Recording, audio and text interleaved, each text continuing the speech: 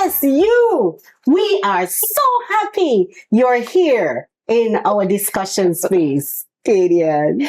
Yes, we're very happy that you're here. And actually, you need to be here because we'll be discussing a topic that may affect you and many other Canadians and people all over the world. So now is the opportunity to go call your friends and family and tell them to watch. They can't afford to miss this one. And that is why we have our ladies. Good evening. We Hi, are ladies. so happy for this opportunity again.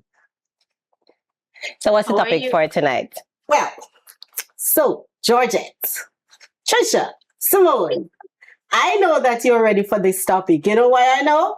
Because this topic affects each and every one of us. And that is why, our dear viewers, we are going to talk about, well, let's rewind that. This topic affects many homes, every home. How to break the chain of financial bondage. Interesting. I wonder why it's called chain, Georgette. Why is it called chain of financial bondage? It's called chain of financial bondage because honestly, when your money is tight,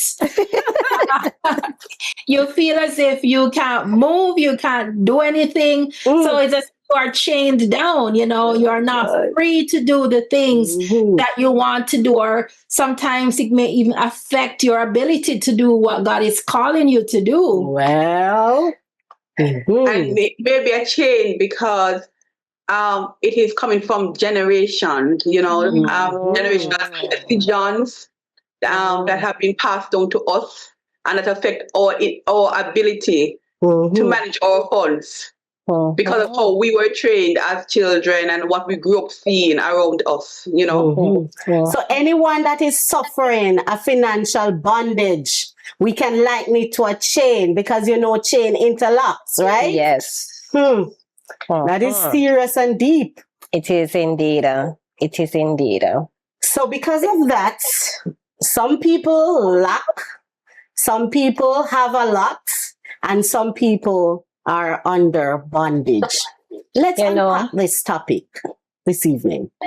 You know, I think sometimes, as Georgette said, it can be generational, and it's a topic that a lot of people don't want to talk about. You know, we'll go to church, for example, we go to prayer meeting and we say we can ask for prayer because we have a sickness or we have a disease. It could even be cancer. We're not afraid to say, I have cancer, can you pray for me?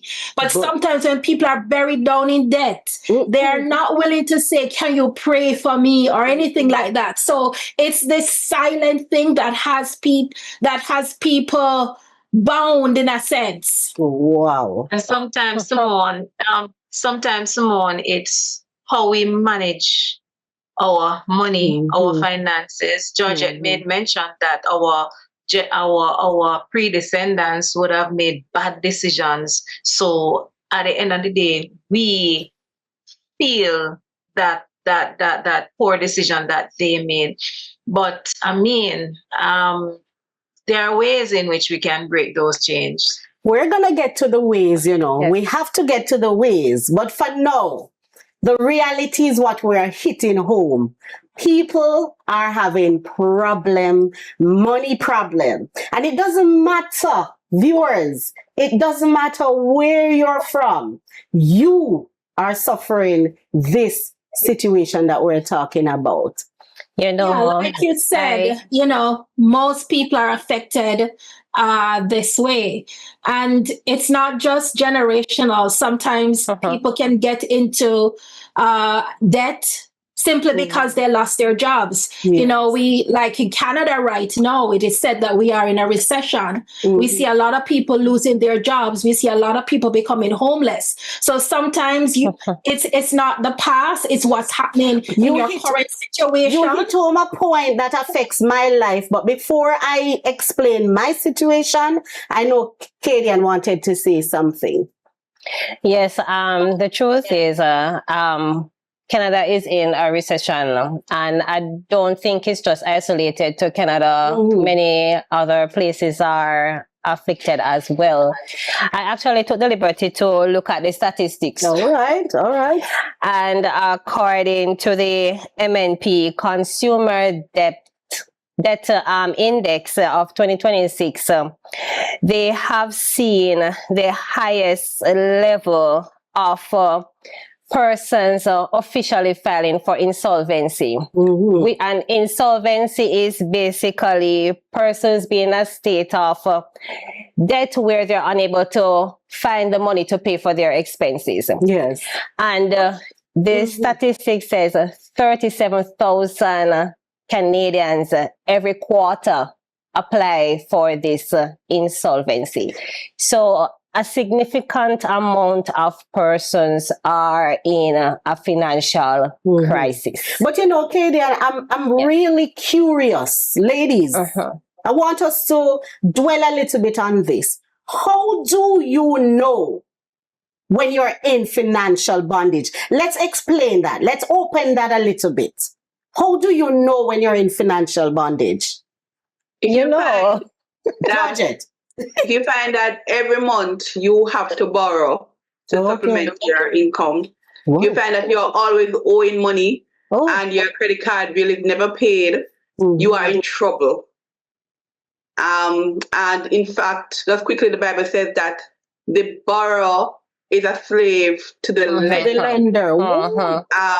And so that true. For me says such a lot, you know. Georgette, let me pick up on your statement a bit. It's not just you not being able to pay your credit card. It can be a case where you're using your credit card more than the norm. Because when you find that you start to use your credit card more than the norm, then you know that something is wrong. Especially if it's not the norm. Yeah. But you know, Trish, you said something that I wanted to lean back on a little bit about what Simone said, but I'm almost sure I saw Georgette. Georgette? Yes? I almost saw that you wanted to say something before. No. Okay. So Trish, Simone mentioned that people sometimes don't have a job and that's why they're in debt. No, this is personal for me because there was a time when I wasn't working for a year. How can you not be working for a year? What do you use to live? I have to use the credit cards. There is a rule. I'm not sure what it calls, but in Canada, the formula they have is the 50-30-20, where 50% of your income should be dedicated to your needs. Hold on here, Kaydian. I just explained a while ago that I wasn't working. So there is no money to spend. No. This is when you're working. No, but let us deal with my issue first because this is important. This is very important. No, but I'm getting to that point. So the 50-30-20 rule, if we are able to apply that to our lives, then it will allow us to have savings in the key to cushion in times of job loss or difficulty. So the 50-30-20 is that they're saying 50% should be dedicated towards your needs. Those are your necessities, your mortgage, your rent, your food, utilities, etc. Then the 30 is towards, for example, traveling and going to the movies, whatever, those things you would want to do. And then 20% should be towards saving and also paying off debt. Okay. Right? So what they project, if you apply this principle, you should have in surplus a few months of cushioning funds in the case of emergency. Kaydian, I'm getting right back to the point. What about the little man? The reality. What about the little man and the reality of the story? No, each person's story. It's just a formula. As Sherye said, her reality was that she had no money. Yes. She had a good job. right? No, Yes. and that can happen. There are different things that can bring us to a point where we're in that position. No, yes.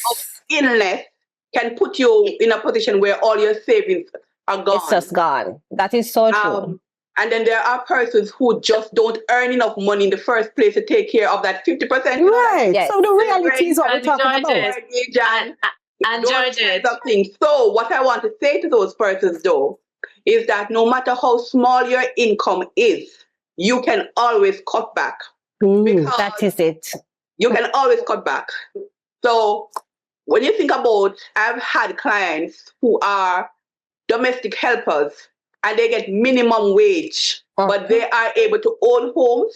Yes. They are able to send their children to university. And how are they able to do it? They live within their means. They live. You cannot live in a house at $25,000 when you can only afford a $5,000 room. Yes. And it may mean that you may have to live in a room until you can get out of that room. Yes. But Georgette, yeah. I know, Trish, I know you wanted to say something, and I would love to hear what you're going to say, because I'm still going back to the reality. Go ahead, Trish. So I want to hear your reality as well, but there are also cases where you would have made a big investment, not knowing that, we were going in the country or the world would go into recession. And after that investment, you go broke. It wasn't a plan.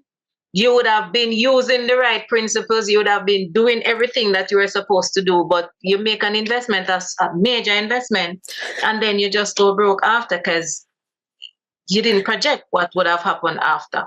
And I want to go back to what Sherye said. She was unemployed for a whole year. Now, that is a long time to be unemployed. You still have your rent to pay. You still have everything. So it doesn't matter how much you have saved. After a while, it's going to be depleted. Because it's not that she got into debt because she didn't plan, she didn't save. Being unemployed for a year or more is something that can ruin anybody. And not only that, I came from Jamaica with $6,000 US. So how do you now live every day? There comes a time when it's going to go out. And that was my reality. No, I had to bank on the credit cards.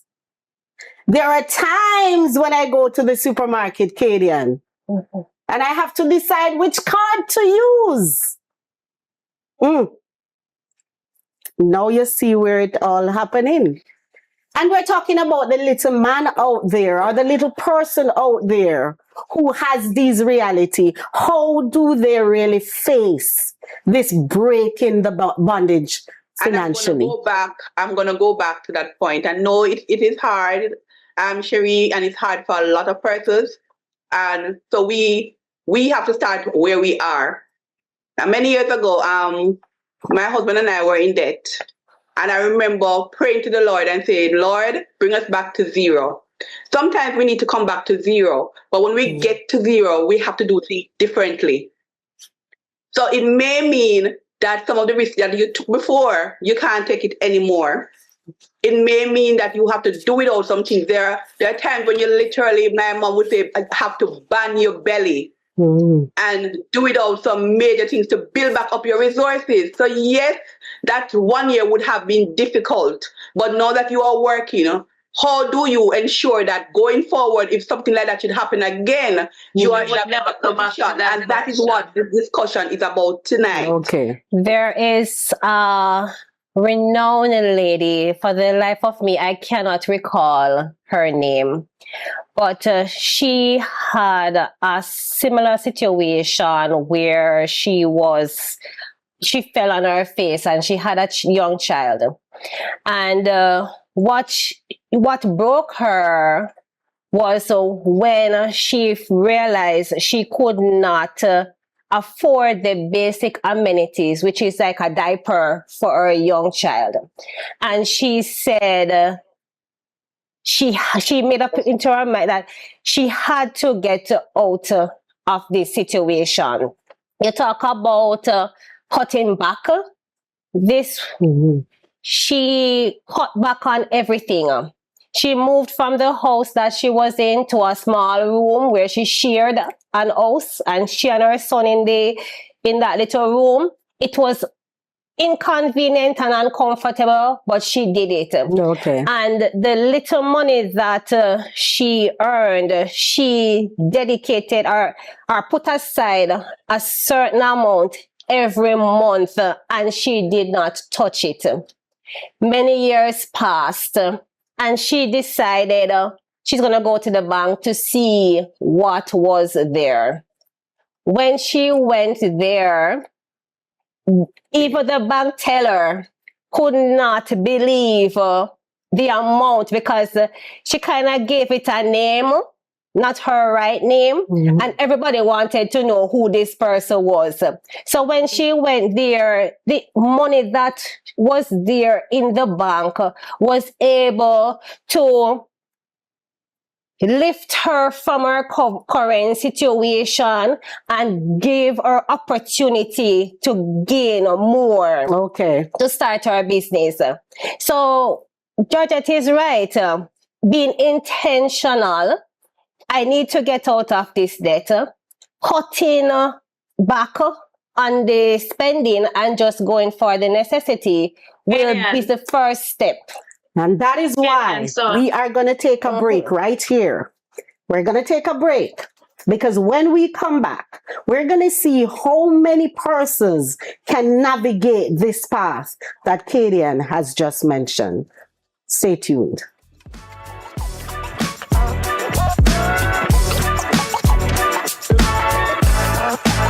This Sabbath, June 13th, be part of something powerful. Digital Outreach Day. Across Ontario and beyond, thousands are coming together with one mission: to share hope, love, and truth in today's digital world. Imagine over 38,000 Adventists flooding the internet with Christ-centered messages, lifting up Jesus and reaching hearts everywhere. It's simple. Engage with purpose. Like, comment, share. Every interaction helps the message go further. Start conversations that matter. Turn curiosity into commitment. Reach out personally. Create, inspire. Tell your story. Share your faith. Support digital ministries. Be part of a movement bigger than yourself. Use the hashtags. Hashtag Adventist Digital Outreach Day. Hashtag Adventist Ontario. Hashtag Adventist Life. One mission, one voice. Jesus loves you, and He is coming soon. Go all in, faithfully, creatively, boldly. Let's take the internet by storm on Digital Outreach Day.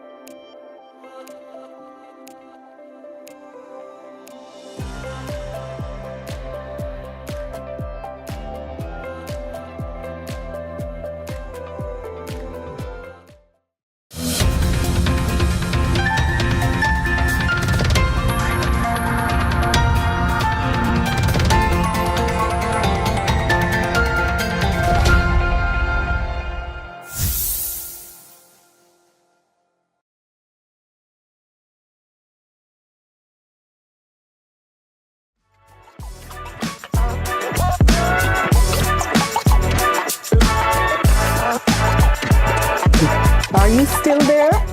I hope so.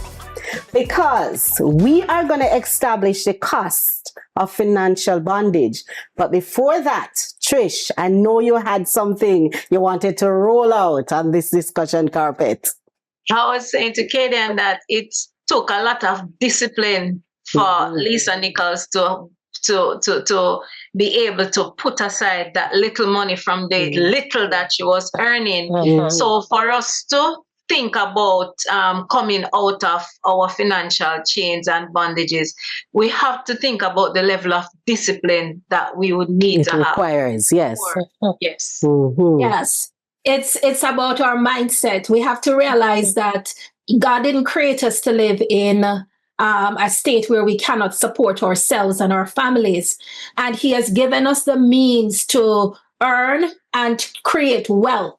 And wealth doesn't mean billions of dollars, but as long as you're able to provide for yourself, you can ask God to give you ideas, to allow you to become creative and resourceful, to manage the little resources that you have, and create abundance for yourself and family.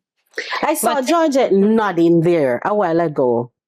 Georgette, I saw you nodding. It is worth hearing. Just agreeing. I'm just agreeing. So yes. I was just thinking that even the Bible, as I said, the Lord supports us having wealth or being financially well. When we look at the talent, He gave the talent. Right. It's what they did with it. The 5 multiplied, the 2 multiplied, the 1 hid it. Okay. Right? So He gives us the opportunity to provide for ourselves.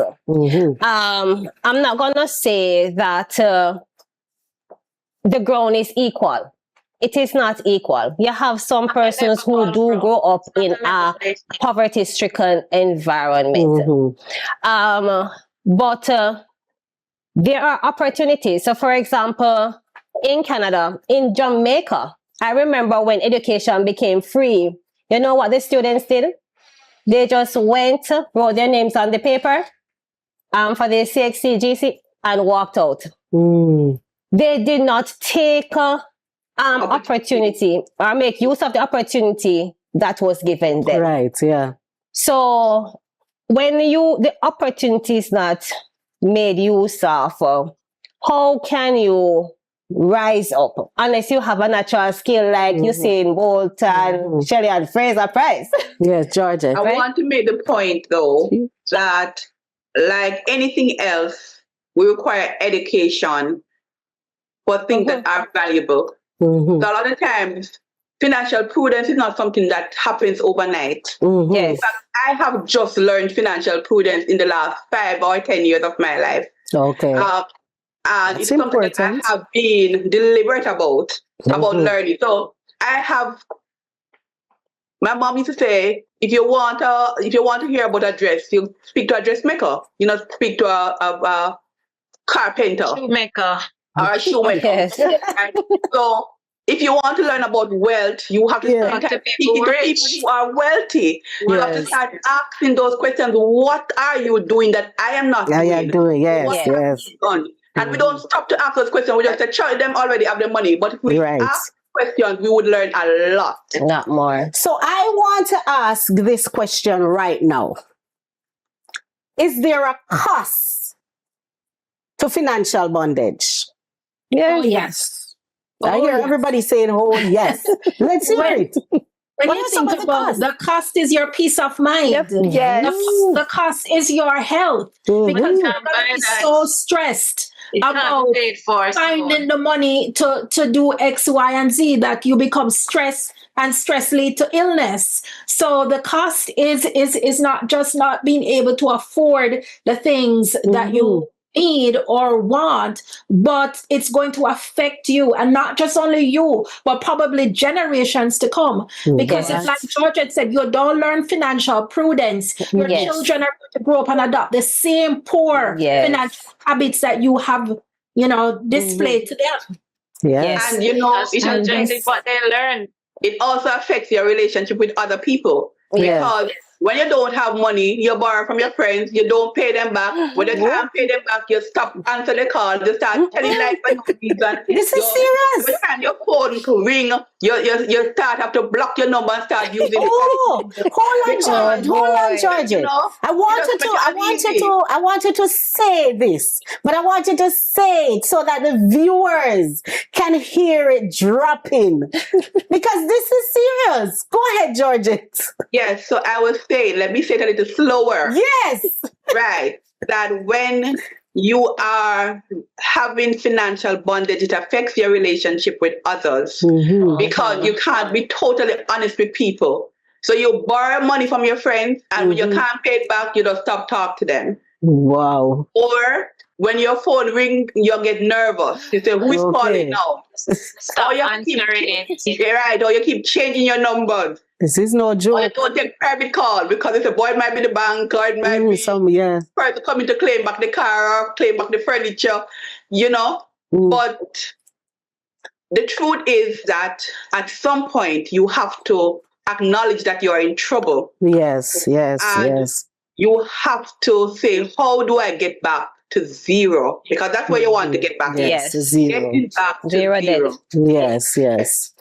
So Georgette, so there was one point when I was, and I wouldn't say I was in a financial bondage or chain, because it was that I made an investment.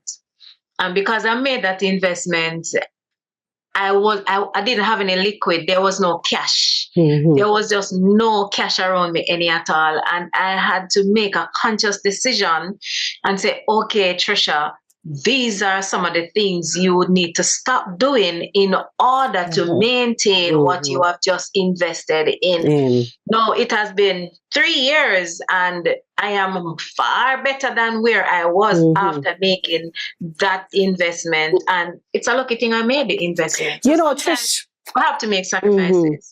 You know, Trish, you mentioned about investment, and I want to take you back, especially for those who are in Jamaica. There was a time in Jamaica where people invested in some scheme and pyramid scheme. What happened to them, Georgette? I want to address that. You want to address it? Yes, I want to. Okay, go ahead. A fool and his money are soon parted. Say that again. A fool and his money are soon parted. A fool, yes. So if you are investing in something that when you check the balance sheet, it doesn't make sense. So everybody getting double 50% on their money. After a while, which is not possible, after a while the money is going to run out. Who is it going to run out on? The second thing is not just that. Out of a principle of being a Christian, you're taking money from one person to enrich yourself. Okay. And so it was wrong in the very beginning to have gone into these schemes. And those of us who got knocked by it, we have to take our slaps and move on. I know people that sell their car in a Georgette.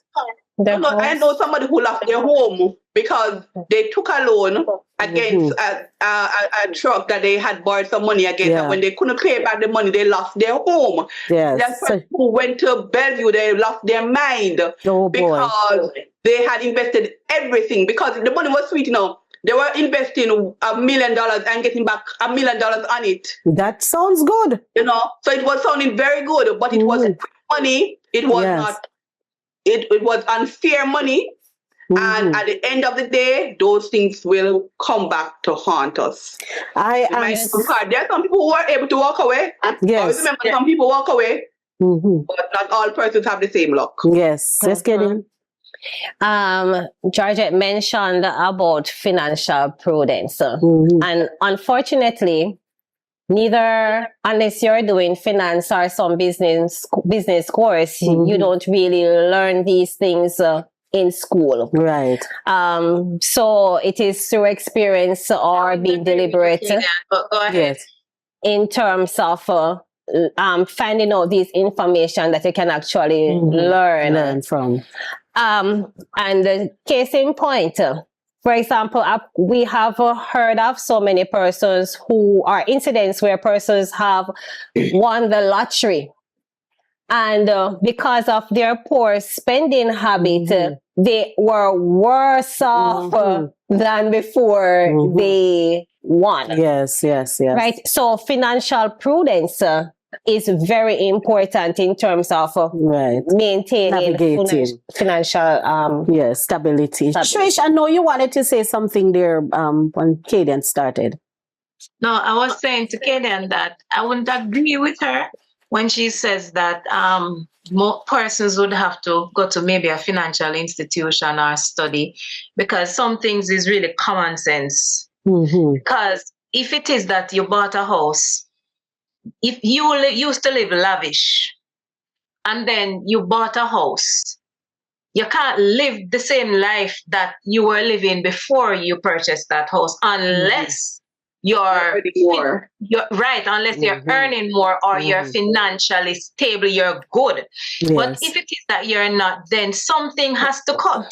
Something has to give to push you back to where you were before you purchased that house. So I'm saying that college or university or a financial institution is not supposed to, you don't need to learn that from the institution. That's really common sense. Yes. It's common sense, but it requires, I don't say, not everybody. I've worked with people, right? And we used to get decent money. And I'm telling you how they spend. The latest thing, they have to get it. Yes. They have to get it. You see, by the time they are to leave, to go back home, they're asking for their salary in advance. Poor financial management. Decisions, poor financial management. Yes.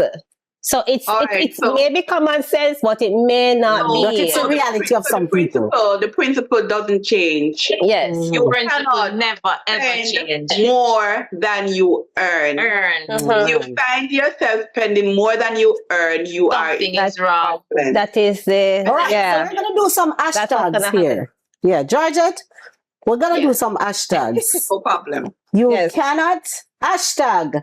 You cannot spend more than you earn. You might end up. I didn't say might. You will.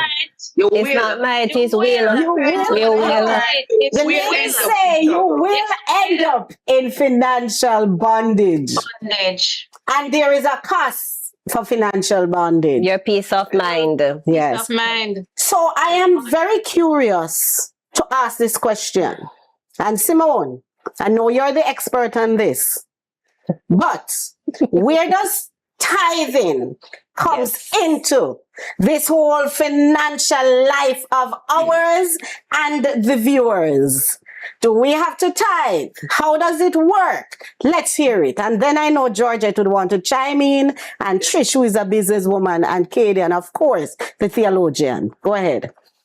Yes, for sure. Tithing is so important. It's a principle laid down by God himself. And even people who are not Christians have reaped the benefits of tithing. Because when you return to God, what belongs to him, he's going to bless you.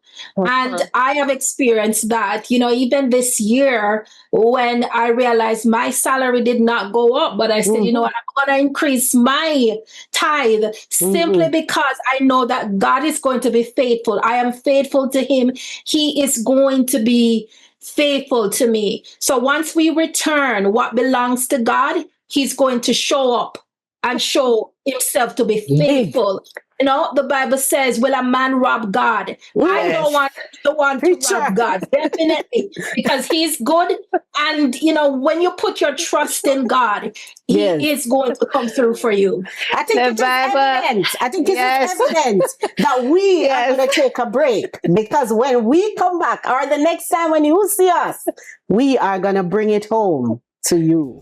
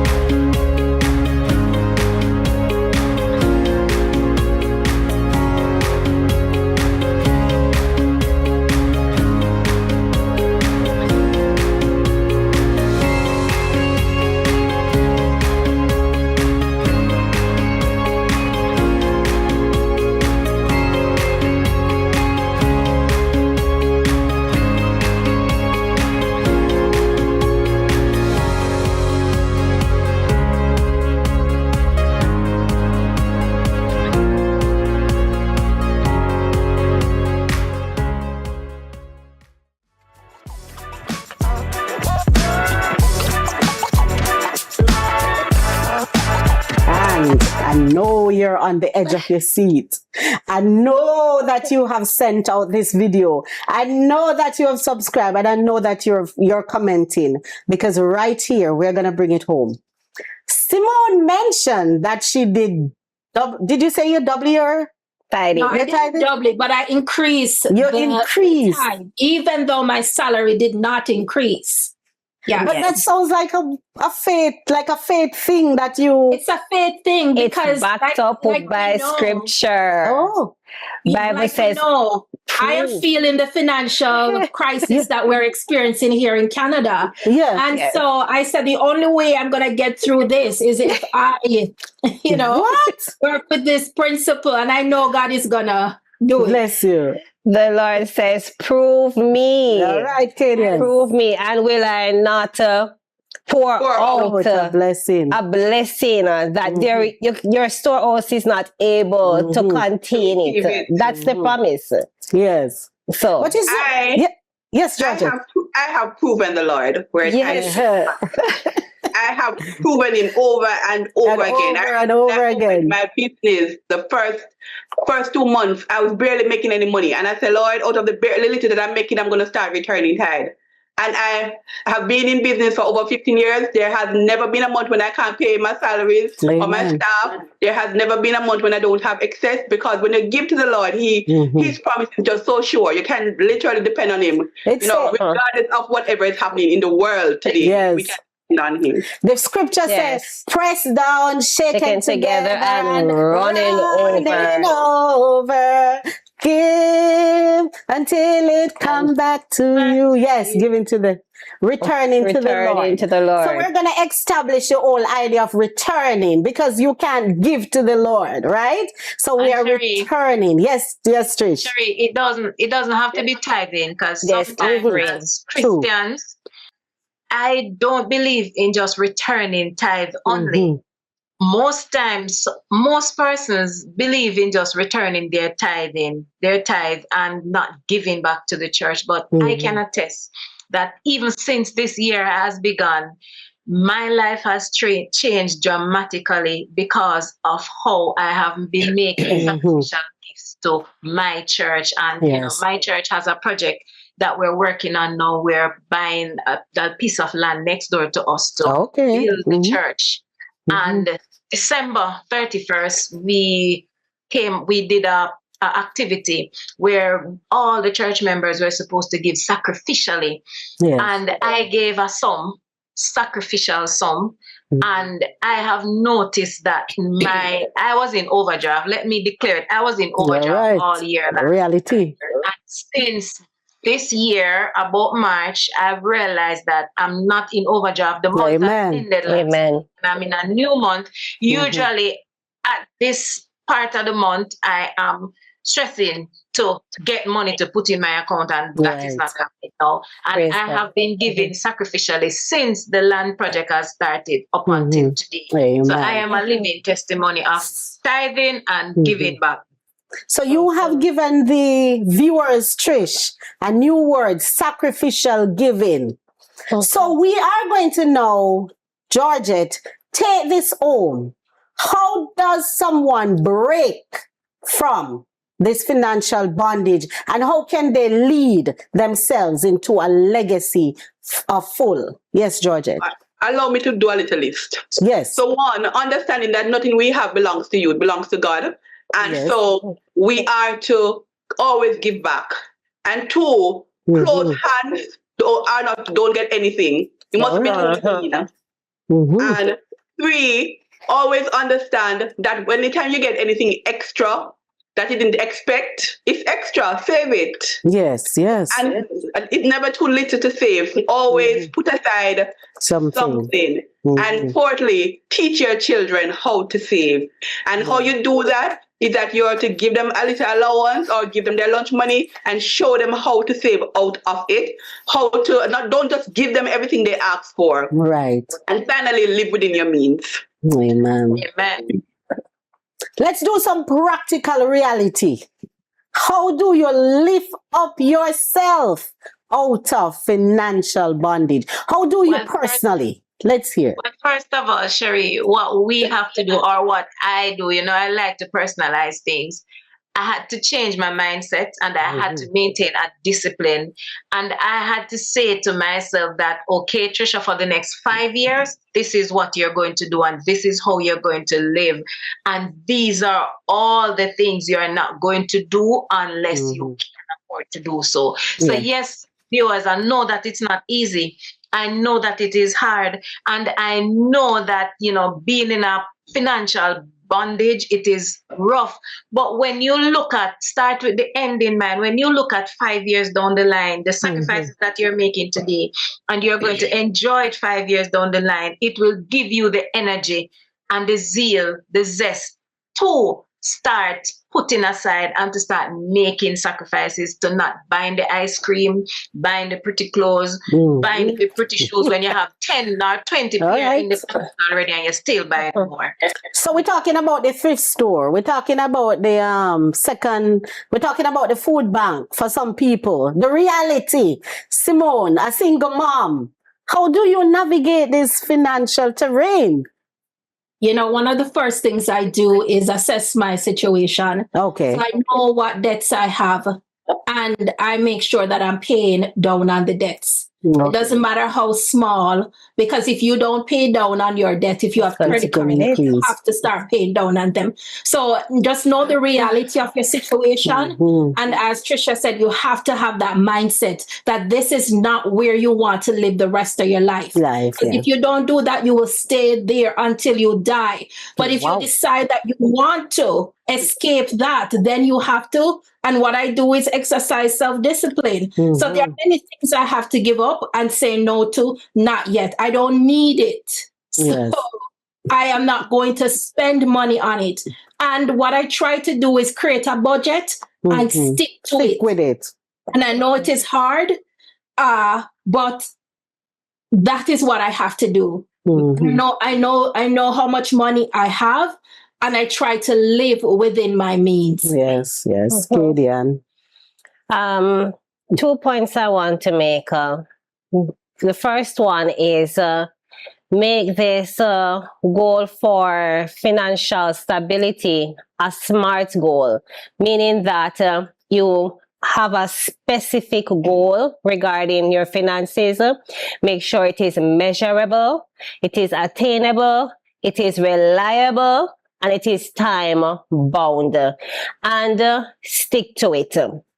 The second thing that I have learned is that, as was mentioned in the discussion, is that sometimes financial instability can be inherited.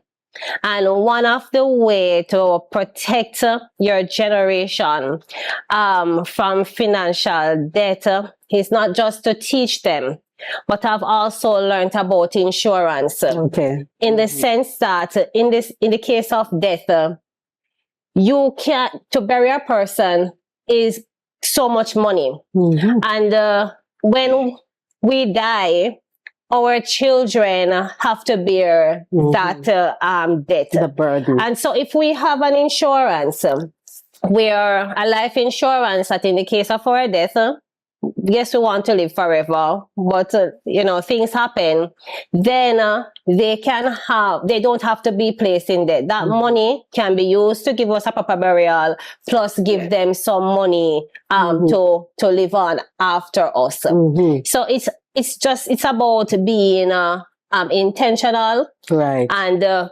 financially prudent. Yes. Right. So what one practical way as we close tonight you want to leave with our viewers? One practical way to leave with our viewers how to get themselves out of the chain of financial bondage.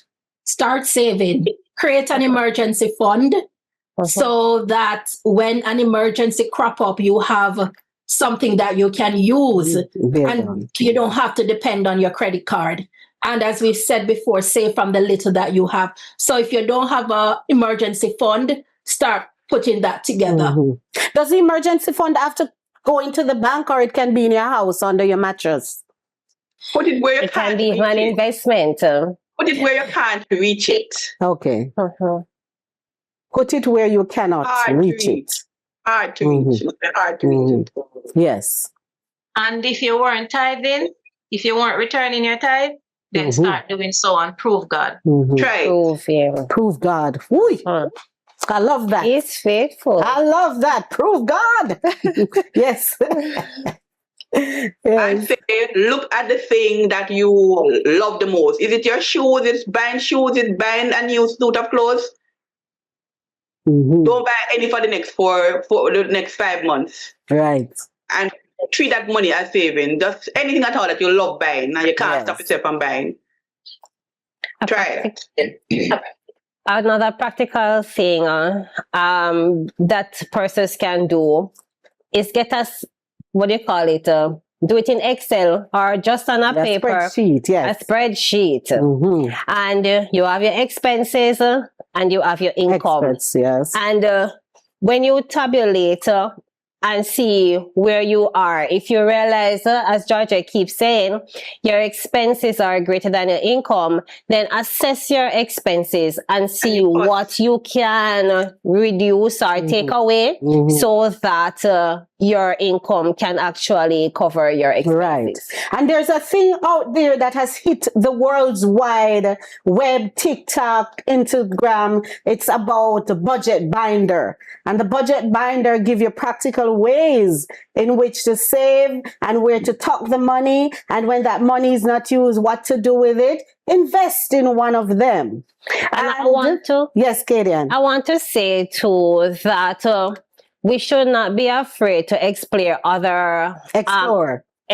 What did I say? Explore. Forgive me. To explore other income generating areas.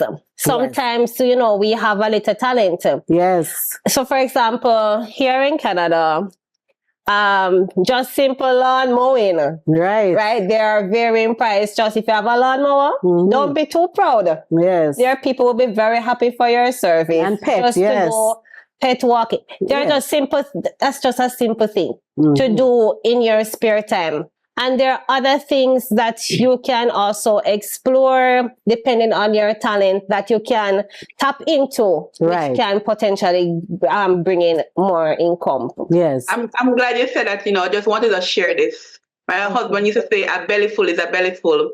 You know, sometimes because we, depending on the friends who we have, they are having KFC, but a tin of mackerel will fill your belly. But Georgette, some people don't know mackerel. Only if you live in Jamaica, you know mackerel. Right. No, it's over here too. So if we were to go to, you said the food bank, and get some tin food from the food bank.